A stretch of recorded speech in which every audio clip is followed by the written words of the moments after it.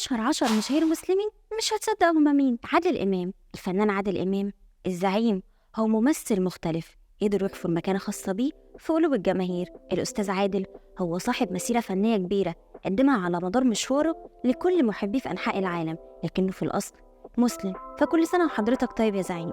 غادة عبد الرازق، غادة ممثلة مصرية بدأت حياتها بجوازة وهي عمرها 16 سنة عشان تقدر تتخلص من قيود عيلتها عليها. في الجوازة دي خلفت بنتها روتانا، بنتها الوحيدة. المهم إن غادة نقدر نسميها الممثلة الحرباية اللي بتقدر تتلون على حسب اللون اللي بتقدمه.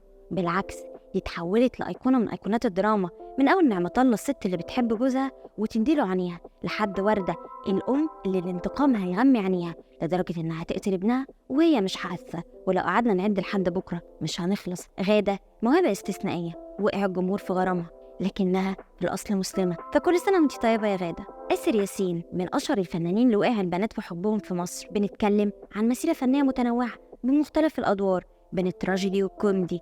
آسر كان سبب في كتير من المتعة لينا وإحنا بنشوف أعماله، بس هو في الأصل مسلم. كل سنة وانت طيب يا آسر. بسمة وهبة، الإعلامية أو الدكتورة بسمة وهبة، عانت من مشكلات كتير صحية واتجوزت من سياسي معروف، وبالرغم من كل ده إلا إنها قدرت توصل لقمة النجاح اللي واصلة ليه ومحققاه من خلال برامجها على هارد توك واللي آخره برنامج العرافة. بسمة اتولدت 1992 في اسكندرية، وبدأت مشوارها الإعلامي من خلال تقديمها لبرنامج ديني بالحجاب على شاشة قناة اقرأ، ومن بعدها اتجهت لتقديم برامج متنوعة بين الثقافة والسياسة والفن، وتحديدا البرامج الحوارية، واللي منها برنامج شيخ الحارة، البرنامج اللي قدر يحقق جماهيرية كبيرة. وقت عرضه هي اتجوزت المرة الأولى من رجل سعودي اسمه أسامة السيد، وخلفت منه عيلة عبد الرحمن وعبد العزيز. لكن في 2014 أعلنت طلاقها منه وجوازها من علاء عابد، وفي الحقيقة إن وشهم كان حلو على بعض، فكبروا وتميزوا في شغلهم أكتر مع بعض.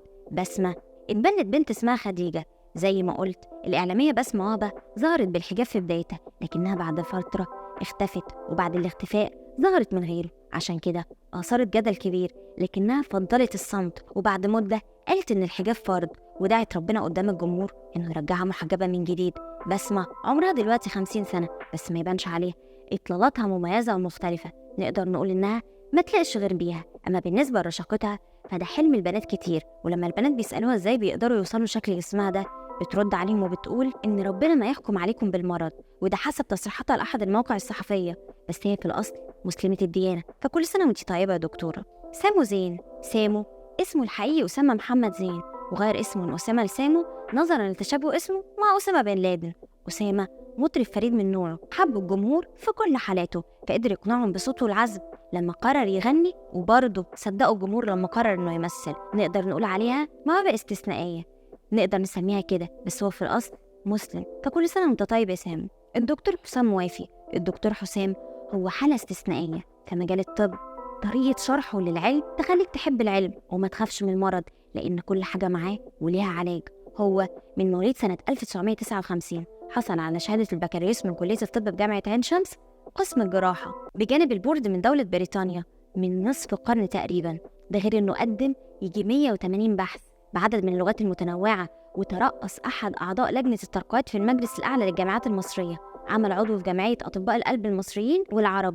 مسيرة كبيرة نفخر بيها كلنا كمصريين، لكنه في الأصل مسلم. فكل سنة حضرتك طيب يا دكتور. رامي صبري، المطرب رامي صبري، بالرغم إن مساحة صوته صاحبة مكانة خاصة بيه لوحده وحطته في منطقة مميزة جدا، إلا إنه دايما اسمه مقارن بالهضبة. جايز منافسة وجايز صراعات الإعلام ما يعرفش عنها حاجة. رامي دخل في صراع مع عمرو دياب على أغنيته شكرا، لدرجة إنه عمل ليها كفر بصوته بعد ما عمرو غناها. رامي مطرب شاطر مفيش اختلاف على كده، وصاحب حنجرة خاصة بيه لوحده، لكنه في الأصل مسلم. فكل سنة وانت طيب يا رامي. خالد الصاوي، الفنان خالد الصاوي اتعرف بمواهب متعددة وبراعته في الأداء، فقدم مجموعة من الأدوار حطته في فئة الممثلين المخضرمين. ده حتى الأدوار الغير مألوفة على المجتمع قدر يلعبها بكل براعة، زي دوره في فيلم عمارة يعقوبيان مع الفنان عادل إمام، لكنه قدر يثبت موهبته بكل جدارة ويقنع جمهوره بيها، لكنه في الأصل مسلم. فكل سنة حضرتك طيب يا أستاذ خالد.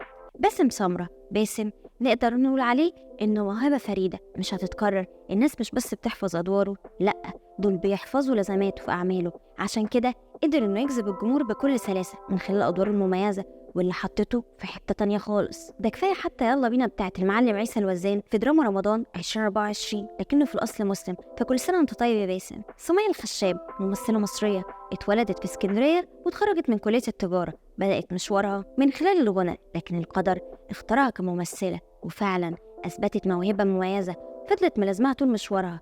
أمتعتنا بأدوارها على مدار مسيرتها وكنا شهداء على تطور أدائها اللي حبينا في كل الأوقات. بس هي في الأصل مسلمة. فكل سنة وانتي طيبة يا سمية. كنت معاكم أروى سامح في فانز كلاب. ما تنسوش تعملوا لايك وشيروا وسبسكرايب، تكتبوا رأيكم في الكومنت تحت.